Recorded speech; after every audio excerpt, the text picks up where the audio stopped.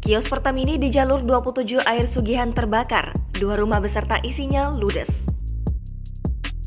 Pertamini yang menjual BBM terbakar di RT 17 RW 01 jalur 27 Desa Kertamukti, Kecamatan Air Sugihan, Kabupaten Ogan Komering Ilir, Sumatera Selatan pada Selasa 17 Mei 2022. Kebakaran Pertamini menyebar hingga mengakibatkan 2 rumah milik Kardo dan Hasbullah beserta isi perabotan hangus. Camat Air Sugihan, Ardilas mengatakan, api sudah padam berkat bantuan damkar mini dan petugas pemadam dari kecamatan, serta dibantu masyarakat setempat yang bahu-membahu memadamkan api dengan peralatan seadanya. Penyebab kebakaran berasal dari usaha pengisian bahan bakar minyak atau Pertamini yang terbakar.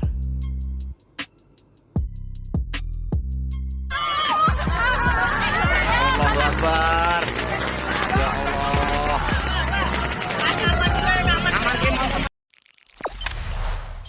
Jangan lupa subscribe, share, komen, dan like ya.